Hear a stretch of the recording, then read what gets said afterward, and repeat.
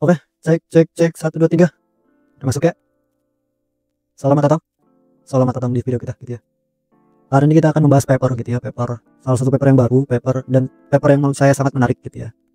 Jadi ini adalah tentang apa sih namanya, sebuah riset ya, riset tentang in context learning gitu ya. Jadi untuk topik in context learning gitu ya, terutama di LLM gitu ya, itu sejauh ini yang saya apa sih namanya, yang saya lihat gitu ya, yang saya observasi di sekian banyak gitu ya, sekian banyak expert gitu ya, sekian banyak peneliti gitu ya, dan sekian banyak praktisi yang bekerja gitu ya di AI dan machine learning.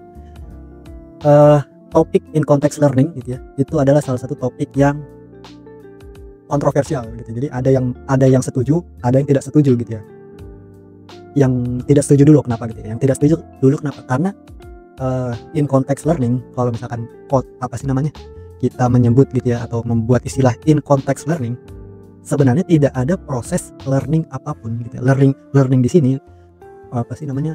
orang-orang yang kontra tersebut itu mengacu kepada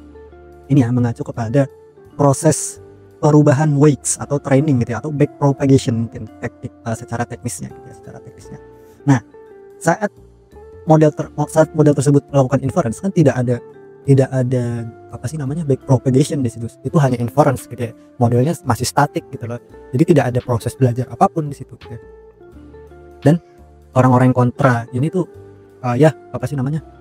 mostly argumennya adalah seperti itu. Jadi in context learning itu konsep yang tidak jelas gitu ya, tidak berdasar, karena secara teknis tidak ada proses belajar apapun di sini gitu ya, saat model tersebut hanya dalam mode inference gitu ya. Namun gitu ya, kan banyak juga ya yang setuju gitu ya dengan in context learning gitu ya, dan banyak pula gitu ya peneliti yang membuat riset yang dia tuh mendukung gitu ya, bahwa in context learning itu ada loh gitu ya. Dan salah satunya adalah ini gitu ya, paper ini. Kenapa baru di paper ini saya bahas gitu ya? Karena paper ini itu memberikan gitu ya bukti dukungan paling jelas bahwa in context learning itu ada gitu ya. Jadi kalau misalkan teman-teman adalah pihak-pihak yang berpikir atau berargumen bahwa in context learning itu tidak ada, maka bersiaplah kita membaca paper ini gitu ya. Jadi gimana sih gitu ya, gimana sih maksudnya si paper ini itu membuktikan adanya in context learning. Jadi begini, sebenarnya eksperimennya sangat sederhana menurut saya sih gitu. Jadi tim peneliti ini menggunakan model lama 3.18b. Jadi ini adalah model yang bisa dibilang kecil dan bukan yang paling canggih gitu loh ya. Ini model biasa aja gitu loh ya. Ini mah bisa jalan di laptop modern manapun lah gitu ya. Dan bahkan bisa jalan di HP lah, HP flagship mungkin bisa jalan gitu ya model ini gitu ya. Tapi ini sudah pasti bukan model yang paling canggih gitu ya. Ini adalah model yang untuk standar sekarang sih biasa banget ya, bahkan cenderung inferior lah ini. Jadi ini bukan model yang paling canggih. Dan mereka tetap menemukan bukti bahwa in context learning itu ada gitu. Jadi begini eksperimennya gitu ya. Eksperimen yang pertama mereka membuat sebuah words on grid. Jadi ada sebuah grid yang berisi kata-kata yang itu tuh gak ada hubungannya sama sekali gitu ya, antar kata yang satu dengan kata yang lain gitu ya. Jadi misalkan di sini apple, bird, car, egg, house, milk. Saya gedein dah. Apple, bird, car, egg, house, milk, plane, opera gitu ya. Ini adalah grid 2 dimensi lah ya, grid X dan Y gitu lah ya. Dan kata satu dengan kata yang lain itu tidak ada hubungannya sama sekali. Apel ke burung tuh apa hubungannya gitu lah. Burung ke susu tuh hubungannya tuh jauh lah gitu ya, jauh.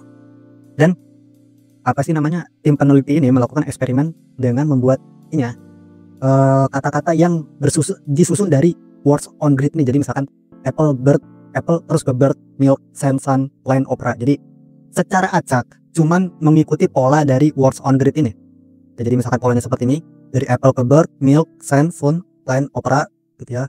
Terus dari mat, sun, plane, car, pokoknya mengikuti pola 2 dimensinya lah gitu ya. Dan gitu ya, ini yang menurut saya sih paling menunjukkan ya bahwa ternyata in context learning itu ada. Jadi gini, jadi semakin banyak konteks dari sebuah model itu diisi, ini kan konteksnya 200 ya, context length 200, ini context length 400, dan ini context length 1400. Ide dari in context learning kan adalah bahwa semakin banyak informasi yang kita masukkan ke dalam model, maka model tersebut akan mempelajari informasi tersebut walaupun dalam mode inference atau mode statis gitu ya modelnya.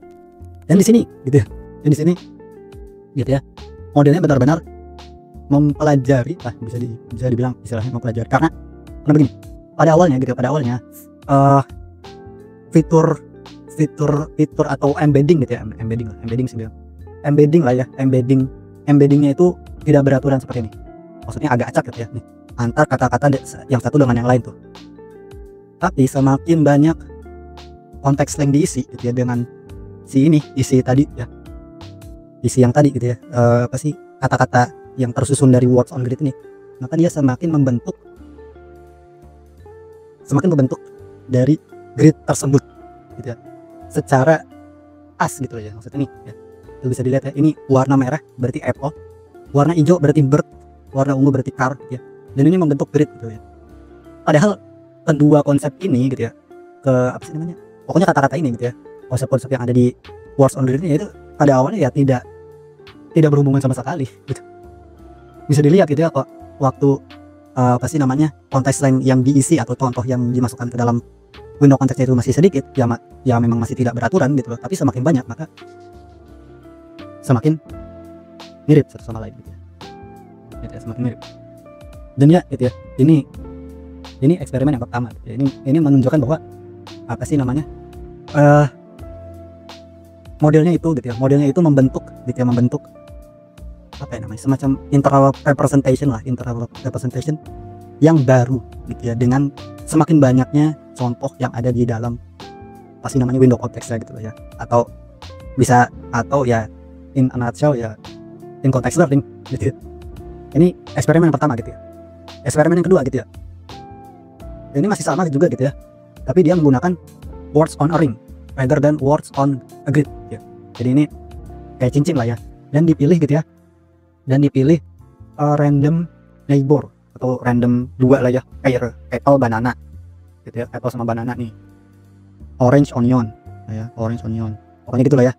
Nah, dan terbentuk juga gitu ya, bentuk ring gitu ya di layer ke-16 gitu nih, yang awalnya dia tuh bentuknya gak jelas kayak begini, terus semakin berbentuk ring.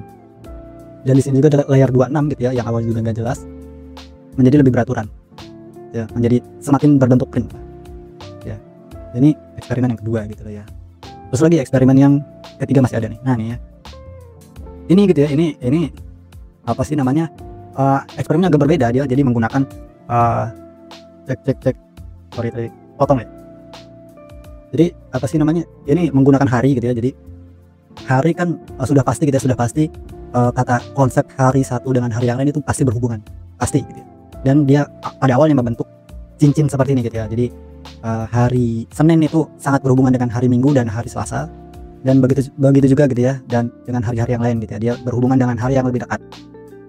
Dan dibentuklah seperti ini, apa sih namanya, kayak misalkan jembatan antara hari-hari yang berjauhan. Dan pada akhirnya juga terbentuk gitu ya, terbentuk internal representation berdasarkan jembatan-jembatan tersebut. Itu eksperimen ketiga. Dan di sini itu ketiga eksperimennya. Dan kenapa gitu ya, kenapa hal itu bisa terjadi gitu ya. Jadi ada beberapa hipotesis mungkin ya. Ada beberapa hipotesis yang diberikan atau dijelaskan dalam paper ini. Pertama adalah energy minimization dan graph connectivity. Entah ini maksudnya apa gitu ya, tapi mereka menjelaskan bahwa hipotesisnya atau dugaannya kenapa hal ini tuh bisa terjadi ya karena ini gitu. Nanti mungkin saya pelajari lebih lanjut ini maksudnya apa gitu ya, tapi ada penjelasannya gitu, ada penjelasannya. Jadi tidak semata-mata gitu, jadi tidak semata-mata apa sih namanya, eksperimen yang si autornya atau penulisnya ini nggak tahu apa gitu ya. Jadi mereka juga punya dugaan kenapa gitu. Dan ya gitu, ini adalah menurut saya sebuah paper gitu ya, yang sejauh ini paling kuat ya membuktikan adanya in context learning.